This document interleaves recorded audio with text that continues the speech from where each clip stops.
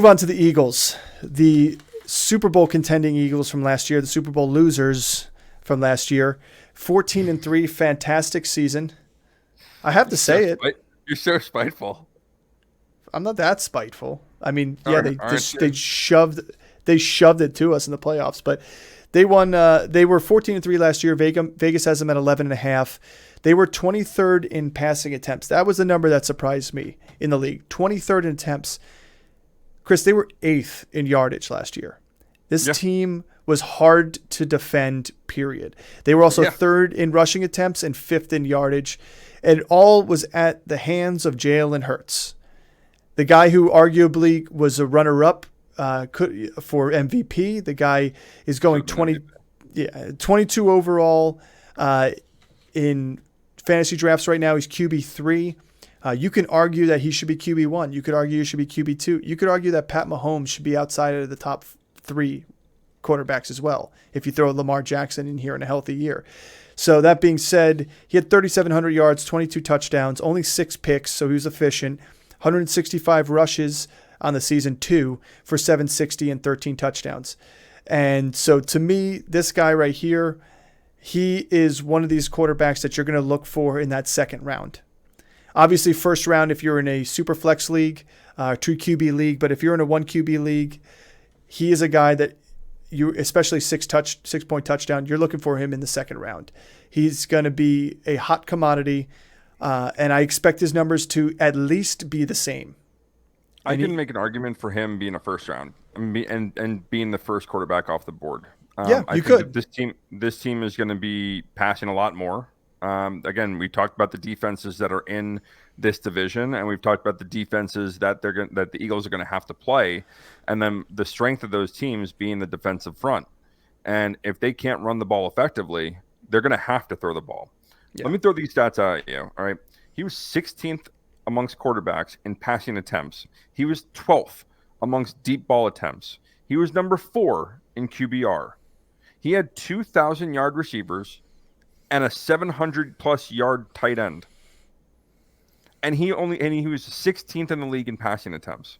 He was super efficient. I know a lot of people are hating on Jalen Hurts. I just said that. He's 23rd in attempts and 8th in yardage. He was probably the most efficient quarterback in the NFL when you look at it that way. And you want to go, if you look at the rushes, number 1 in quarterback carries, number 1 in carries per game, number 1 in red zone carries by a lot. Yeah. And then number 1 in rushing touchdowns, number 3 in rushing yards per game. You know what the Eagles can do and I really love this offense. I really do. And from a fantasy perspective, you have to love it. And you want a piece of this because they are efficient. And everyone from every position, they can score points from you. So I don't care if it's A.J. Brown or Devonte Smith. I don't care if it's Jalen Hurts that I get. I don't care if it's one of the running backs that I get. I don't care if it's Dallas Goedert that I get. I want a piece of this offense because they're really, really, really good. And they're efficient with the ball. And they have a great takeaway defense that's going to give them plus possessions. Yeah. I have in my rankings, I've been shuffling things around. I kind of have in my projection for this year being neck and neck Hurts and Josh Allen. And I give the nod to Allen because the amount of times he throws the ball and the fact that he can throw for over 4,000 yards and still rush for almost 700 himself. But the thing about these guys, it's a cheat code. And we talk about the cheat code with Lamar Jackson and you talk about it with Justin Fields. It's different for these two guys because the size they have, when it's a short yardage play in the goal line area, it is automatic. It's almost 100% that they're going to make it across that goal line. They don't have to run some play action to do it. They don't have to do it. Like they really get the snap and they get pushed from behind by the running back and they're across the goal line. Same thing on 4th downs. So these guys can do that plus run out in the open. It is no wonder why there's a chance every season for them to be over 700 yards in rushing. I give the nod to Allen on the passing side, but I think Jalen Hurts could step up even more this year on the passing side because I don't think everybody's giving Miles Sanders a lot of grief. Like, yeah, you didn't have a touchdown 2 years ago. And then all of a sudden had a big year last year and it was with the best offensive line. But Miles Sanders isn't a slouch running back. Like he came into the league and even as a rookie, he was decent for the Eagles. I think, in my opinion, is Rashaad Penny. Yeah, 6 yards per carry. Deandre Swift, yeah, the guy was RB23 in only like 14 games, and he had a 5.4 yards per carry. You've got some good running backs coming in here. Those two guys can't stay healthy, and then you get Kenneth Gainwell, who was a late season hero for them, playoff hero. It's still going to be Jalen Hurts. This guy's still going to have a ton of rushes, and he's going to have to. Yeah, he's going to be the double-digit rushing touchdown guy on this team. Yeah, not the other. Yeah. I could see Penny and Swift end up with 7 or 8 touchdowns. But the guy that's going to have double digits is Jalen Hurts, because when they get down to the 1 yard line or the 2 yard line, they're going to push them forward. Yep. And speaking of running backs, you're talking about Penny and Swift and Gainwell. To me, it's tough to choose which one's going to get it. They're saying Kenneth Gainwell's working the most with the ones here in this camp, but it's camp. You can only take so much out of it. We'll see what happens in maybe some of these preseason games. To me, when I'm thinking about it, I actually kind of like DeAndre Swift a little bit more than the others because of his pass catching ability, and he also is a good runner. If it was going on pure rushing, Rashaad Penny would get my nod because that guy is so efficient. But the problem is he can't stay healthy, and I don't think he's going to stay healthy this year. I think DeAndre Swift still plays 15 games. Maybe he misses 2 games, but the guy's going to be a good option out the backfield, and you're going to see some big playmaking ability from him too as well. Yeah, I mean, he looked good in the opening preseason game. Agent 0, we're in number 0. Love it. I know it's sick actually. I love it. But I think all 3 of these guys. This is where I said I want a piece of this offense, and this is where it's really hard. I would not take any of these guys high because I think that there's chance of injury, but I think all 3 of them are going to get usage. I don't think we're going to see 250 carries from any one of these guys, unless there's, if Swift got hurt and Penny had to be a bell cow. I think that we might see an uptick in touches there, or vice versa. If Penny's the guy and he gets hurt, then Swift might get a lot of the touches. I still don't think they would do that. I still think Gainwell would eat into that. That's my point. That's my point. Is I don't think even with an injury, I don't think that they're going to have. And they still have Boston Scott there. He's scampering around back. And every year he's good for 3 or 4 touchdowns, just stealing them away from people. Well, there's a reason why we're not going out and jumping to draft Buffalo running backs either, because the same thing is you have a big rushing quarterback. The only difference here is you do have the best offensive line in football in the Philadelphia Eagles. So whoever is getting the handoffs has a higher chance and opportunity to be successful. Yeah. So, I mean, here's my question though. You were looking at these running backs here. DeAndre Swift is going 61 overall. So you're talking about literally right after the 5th round. Penny's going 97th overall, and Kenneth Gainwell is literally free at the end of the draft. Are you willing to spend a 5th round pick on DeAndre Swift, or where does he have to slide to you? Is it 6th or 7th round or 8th round before you want to take a chance on him, or would you rather just plug Penny onto your bench in hopes that he becomes the main guy? Well, I mean, if Swift falls down to a round or 2 above Penny, then yeah, I'd rather have Swift, I think, than Penny. But in the 5th round, in the 6th round, I mean, I might have other guys there that I can get.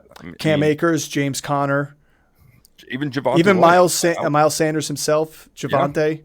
Yeah, I like those guys. Like, it's not that I don't like Swift. I just think that the usage there is not going to be as high because of the risk of injury to both him and Penny. And I think it's hard to say. It's hard to put all my coins in that basket because. Well, I wouldn't mind if I already have 2 stud running backs. I wouldn't mind taking a chance on him. But if he's my RB2 and, I went and stacked up receiver instead, and I'm sitting there in the 5th or 6th round, no, I'm not taking him because there's a very good chance that Penny could be the guy there. And if Penny stays healthy, which he hasn't, but if he does, he's very efficient. He's very good at it. Yeah. He's a better running back than Swift. Yeah, he is. Healthy. Well, he's a better pure runner than Swift. I wouldn't call him a better athlete. He's a better pure runner than Swift. Well, here's my question then. That's before we move on to A.J. Brown and Devonte Smith, who don't need a lot of introduction and don't need a lot of talk about them because we know how good these guys are.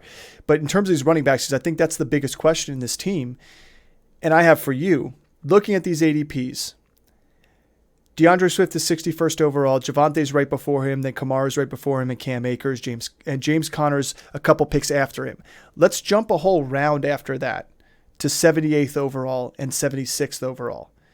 Would you rather have David Montgomery or Isaiah Pacheco than DeAndre Swift? I'd rather have Pacheco. Them and not Montgomery. So Pacheco's 76th overall, running back 28. Montgomery's going 78th overall in most drafts for running back 27. Yeah. How about Rashaad White? I'd rather have Rashaad White. Mm-hmm. Now here's just the exact, and this guy's literally 75th overall, running back 30. He's a bunch of picks behind Swift. James Cook. Swift. Okay. I agree with you on that one. I think the only one I think I would, because Pacheco, because coming back of CEH, I'd still rather have Swift with that offensive line and with the upside of that. So I think Pacheco earned his keep. He did, but still, it's still a high passing volume offense and, not a very high rushing volume offense. At least here, this team does rush a lot. A.J. Brown, Devonte Smith, like I said, they don't need a big introduction. We're talking about the wide receiver 4 and the wide receiver 10, respectively. I see A.J. Brown still finishing in the top 6. I see Devonte Smith still finishing in the top 10. They're both going to be 1,000-yard receivers. In fact, there's a chance Devonte Smith could creep up into the double-digit touchdowns if people start keying on A.J. Brown, but A.J. Brown is just a man-child. The guy is unbelievable with the football and yards after the catch. That's the best part about it. Like, he gets the ball in his hands, and it's exciting to watch afterwards. Like, to me, when people used to talk about Deebo Samuel in that aspect and some of these other guys, like, I still think A.J. Brown is the guy that is doing it the best in the league right now. When he gets the ball in his hands, he is difficult to tackle, and he's a monster. Watch the Steelers game from last year. Just watch the Steelers game from last year. That's all you need to know about. That's all you need to know about what A.J. Brown can do in that offense. I really want to go back. Let's go back to Jalen Hurts for a second, okay? And let's take a look at how potent this offense is. You have the number 4 fantasy wide receiver and the number 10 fantasy wide receiver, but they were 12th in the league in passing attempts, or he was 12th in the league in passing attempts, and he sustained 2 top 10 fantasy receivers. It's going to get better, and it's going to be better for them, and then they complement each other really, really, really well. And, a lot of the knock on Devonta Smith is that, like, when A.J. Brown takes over the game, he disappears. He had 95 receptions. He out-targeted A.J. Brown. He still had over 1,000 yards. He still had 7+ touchdowns. Yeah. So, you're getting you're getting a 2-round discount on that, or a 1-round discount on that. A.J. Brown's going to go in the first. He should go in the first. Absolutely should. And he had a 29% target share. 29. Yeah. That's insane for a wide receiver. Yeah. He was number 8 in terms of target share, so he's a top 10 guy. His targets were at 8th. His target rate was 9th. His deep targets were set number 7. His yards after the catch was 2nd in the league. That's the best part about it. 2nd in the league. Yeah. So I like him a lot. I'd be getting, if I'm in that 1-2 turn, I'm 100% happy that I can grab this guy. The best part is if you're not at the 1-2 turn and at the 12th, pick or the 11th pick or 10th pick where you can grab a guy like him and you miss on him because you're at the 1-2-3 pick, you're going to get Devonta Smith at the 1-2-3 and that 2-3 turn anyway, because that's where he's going in his ADP. Like, there's a chance you get him. So, like, you're going to have an opportunity. This is what's killing me the most is I drafted Devonta Smith in the 7th round last year, and I have him available as a keeper, and he's going to go in the 3rd. And like, I really, really, really want him, and I'm torn to keep him on my team, because his production's there. Like, he's such a valuable piece of that team as a possession receiver. And yeah, like, the knock on him is his breakaway is not that good. He doesn't break a lot of tackles, but he catches the ball and he catches everything that's thrown to him. And believe it or not, for a smaller guy, he's targeted a lot in the red zone. And so I think that those numbers go up, and I know the splits with Goddard in there, but listen, they were super efficient last year as an offense, and they did not need to throw the ball. I think that they're going to be in a lot more games this year where they're going to need to throw the ball. And if they need to throw the ball, Jalen Hurts' numbers are going to go up, and it's going to go up because of these 3 guys. Yeah, Jalen Hurts was great with his efficiency, and him and Daniel Jones both, they both threw under 6 interceptions on the season. Like, these guys did a very good job of protecting the ball and but that's what happens when you don't have a good opportunity or good pass. You tuck and run, and that's what he can do. I like him as a quarterback. I like Dallas Goedert. I've moved him around a lot in my rankings.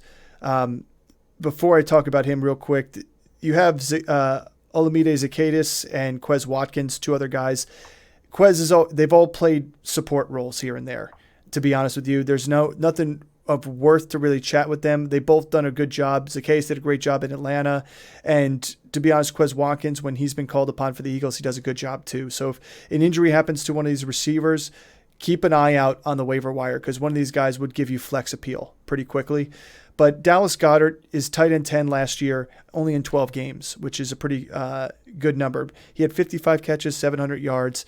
The stat that got a little eye-opening for me for Dallas Goedert, I didn't realize he had almost a 13 yards per reception average. That's pretty high on a tight end spectrum there. Usually your top tight ends are the ones, when you go over 11, 12 yards per reception, you're getting a top tight end in the league. And you could see his numbers going up and his touchdowns going up because he had 3 if he does go for a full season healthy, which he's been able to stay pretty relatively healthy in the past. So he's somebody to look out for. Again, he's not going to be part of that first tier. He's not going to be part of that second tier. He's going to be that tier right before you get to kind of the garbage.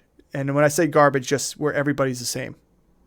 I don't know. I have him in that second tier guys. I think he's kind of right in the mix with Schultz. But see, that's where I have Schultz under there. See, I have your top tier. I have Mark Andrews, Travis Kelce, and then my next tier I have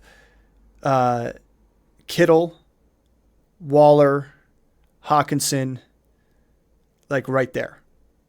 Well, and then I include that in like the tier of the only one tight end guys that I would draft, and then you have the next tier of kind of like the hodgepodge of the mediocre guys, and then I just tier them a little differently than you do, but you see what I'm saying? Like I have him in that. I have him the same group you have him in, but he's in that 6 to 10, 6 to 12 range of guys.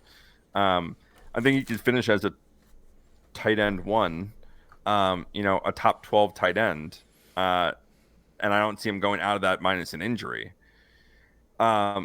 But like I said, I expect this offense to be in a lot more games this year, and we saw in the Super Bowl when they had to go into a shootout mode, when they had to go toe to toe with a good offense. Look at what they did, and look at what the production that came from all of their guys.